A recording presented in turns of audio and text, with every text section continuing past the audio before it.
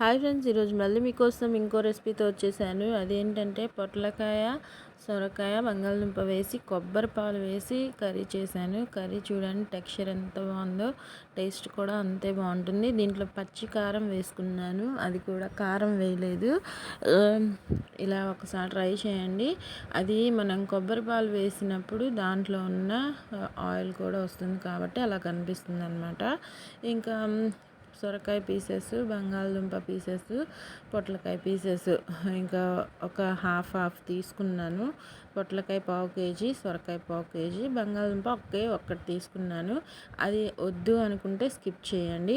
Oil ఒక 3 to 4 spoons వేసుకొని, చిన్న స్పూన్తోనే వేసుకోండి సరిపోతుంది. మనం కొబ్బరి పాలలో ఆయిల్ రిలీజ్ అవుతుంది కాబట్టి వేసుకొని ఉప్పు ఒక 1 స్పూను, పసుపు ఒక పావు స్పూన్ సరిపోతుంది, ఎక్కువగా అవసరం లేదు.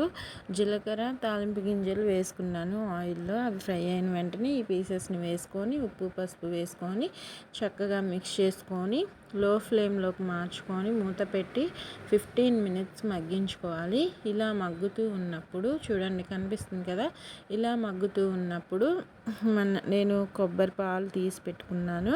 పచ్చిమిర్చి, అల్లం వెల్లుల్లి పేస్ట్ కూడా మిక్సీ పట్టుకున్నాను అనమాట. 2 కలిపిన పేస్ట్ అనమాట ఇది.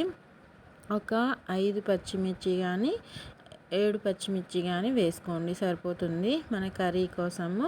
ఇంకా అల్లం వెల్లుల్లి పేస్ట్ 1 స్పూన్ సరిపోతుంది, ఎక్కువగా అవసరం లేదు. వేసుకొని పేస్ట్ లాగా పట్టేసుకొని ఇంకా ఆ మిశ్రమాన్ని దీనిలో వేసుకొని చక్కగా మిక్స్ చేసి మూత పెట్టి ఒక 10 minutes మగ్గించుకుందాము.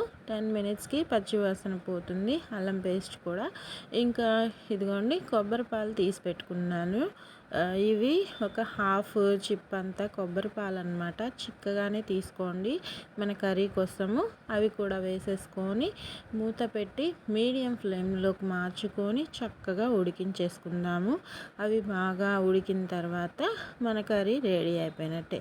అంటే ఇంకా జీలకర్ర, ధనియాల పౌడరు పట్టుకోండి ఒక 1 స్పూన్ దాకా.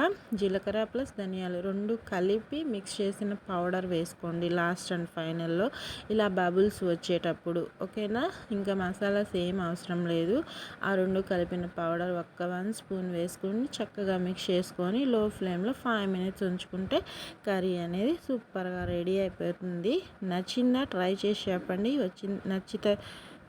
వచ్చిన తర్వాత ఎలా వచ్చిందో కామెంట్స్లో పెట్టండి. ఆరోగ్యంగా తినండి, సంతోషంగా ఉండండి.